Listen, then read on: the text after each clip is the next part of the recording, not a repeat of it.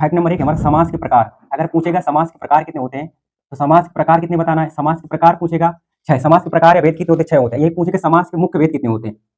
समास के मुख्य भेद, समास के मुख्य भेद कई एग्जाम में पूछ लेता है, तो समास के मुख्य भेद कितने हो जाएंगे, 4 हो जाएंगे। अगर ये पूछे समास के उपभेद, समास के उपभेद, समास के उपभेद, समास के उपभेद कितने होते हैं, 15 होते हैं। समास के उपभेद कितने होते हैं, 15। समास के प्रकार पूछेगा एग्जाम में या समास के भेद पूछेगा तो आपके कितने 6 लगाना है। इंपॉर्टेंट तो ये 6 है। समास के प्रकार या भेद 6 होते हैं। समास के अब भेद हम पकड़ लेते हैं कितने 6 होते हैं। 6 हमारा सबसे पहले हम देखते हैं कौन कौन से होते हैं। पहले कौन सा हमारा अव्ययी भाव समास, कौन सा है, अव्ययी, अव्ययी भाव, कौन सा है, अव्ययी भाव समास, अव्ययी भाव समास है। दूसरा हमारा दूसरा तत्पुरुष समास, दूसरा कौन सा है, तत्पुरुष, दूसरा हमारा तत्पुरुष समास। तीसरा है हमारा बहुब्रीहि समास, तीसरा कौन सा है, तीसरा है बहुब्रीहि, कौन सा है, बहुब्रीहि समास है।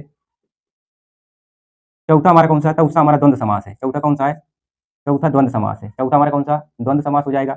पांचवा कौन सा हो जाएगा, पांचवा हमारा कर्मधारय समास हो जाएगा। पांचवा कौन सा है, कर्मधारय समास, कर्मधारय, कर्मधारय समास, कौन सा, कर्मधारय समास हो जाएगा।